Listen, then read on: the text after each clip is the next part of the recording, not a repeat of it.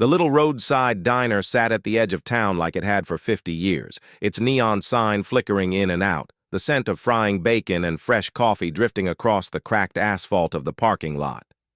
To anyone passing through, it was just another stop on a long highway. But for the regulars, it was the heartbeat of the community, a place where farmers gathered at dawn, truckers fueled up on black coffee, and retirees swapped stories about the old days. It was late afternoon when Henry Callahan shuffled inside, his cane tapping against the worn linoleum floor. Henry was 82 years old, a veteran of both Korea and Vietnam, though he never liked to talk about it much. The lines on his face told enough of his story, decades of service, sacrifice, and survival. His body may have been frail now, but his eyes still carried the sharp focus of a soldier who had seen too much and endured even more. Henry had come for his usual order: meatloaf, mashed potatoes, and coffee black. He lowered himself into a booth near the window, wincing as his knees creaked, and nodded politely at the waitress, a young woman named Julie, who always treated him with the respect he deserved. She greeted him warmly, already scribbling his order before he spoke. The other regulars knew him too. Mr. Callahan, the old veteran, the quiet man who never asked for trouble and never complained about life's difficulties. He was respected, though perhaps not celebrated. But that day, trouble walked through the diner door in the form of a man named Troy Briggs. Troy was in his late 20s, broad-shouldered with the kind of muscle that came more from intimidation than discipline. He was a local bully, known for running with a pack of equally reckless friends, and he had a reputation for picking on those weaker than him. He strutted into the diner with two buddies in tow, loud and boisterous, already laughing at a joke that wasn't funny. His presence was like a storm cloud, drawing uneasy glances from the regulars. When Troy spotted Henry sitting alone at the booth, something in his eyes lit up. That cruel spark bullies get when they see an easy target. He whispered something to his friends, and they all chuckled before making their way toward Henry's table. Julie frowned, sensing trouble, and started toward them. But Troy reached the booth first. He leaned down, resting his thick hands on the table, and sneered. Well, if it isn't old man Callahan," he drawled loud enough for half the diner to hear. "How's the nursing home treating you?" Henry looked up calmly, his voice steady though soft. "Afternoon, Troy. I'm just here to eat my dinner." "Why don't you go sit with your friends and leave me be?"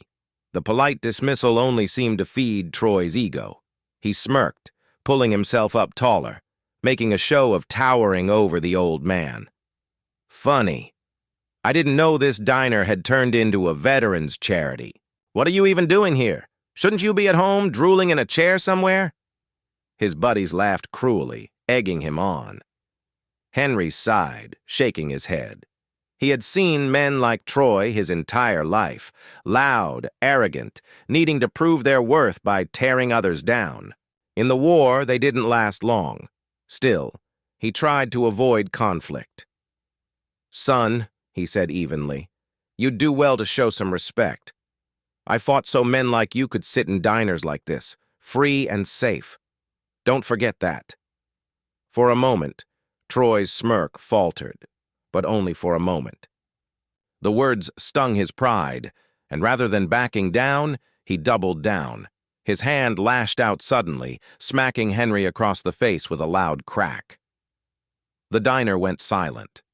Julie gasped, dropping her order pad. The regulars froze in shock. Henry's head snapped to the side from the force, his glasses falling to the table. Slowly, he lifted his hand to his cheek, rubbing the red mark blossoming there. But his eyes, sharp as steel, fixed on Troy with a gaze that cut through the young man's bravado. "That was a mistake, boy," Henry said quietly, almost like a warning. Troy chuckled, though it sounded nervous now. "What are you going to do about it, old man?" The diner seemed to hold its breath. Nobody moved. Nobody spoke. And then in the corner booth by the jukebox, a man in his 40s stood up. He was tall, with the build of someone who stayed in shape out of necessity rather than vanity, his suit jacket fitting neatly across his broad shoulders. He had been sitting quietly, sipping his coffee, but when he stepped into the light, the entire room seemed to shift. His eyes locked onto Troy, and for the first time, the bully's confidence wavered. "Actually," the man said in a deep, steady voice, "I'll do something about it." The bully turned, trying to mask his sudden unease with bravado. "And who the hell are you supposed to be?" The man stepped closer, his gaze never breaking. "Name's Michael Callahan," he said. "I'm his son." He nodded toward Henry, then he let the next words drop like a hammer. "And I'm the head of Homeland Security." The diner erupted in whispers.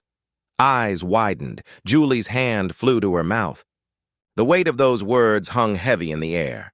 Troy's smirk faltered entirely now, his jaw tightening as the reality of what he had just done sank in.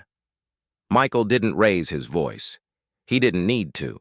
He simply stepped between Troy and his father, his presence alone radiating authority and danger. "You just assaulted a decorated veteran," Michael said slowly. "And worse, you laid hands on my father." Troy tried to laugh it off, his friends shrinking behind him. "Relax, man, it was just a joke. I didn't mean anything by it." Michael cut him off with a glare so cold it could have frozen fire. "You just made the worst mistake of your life.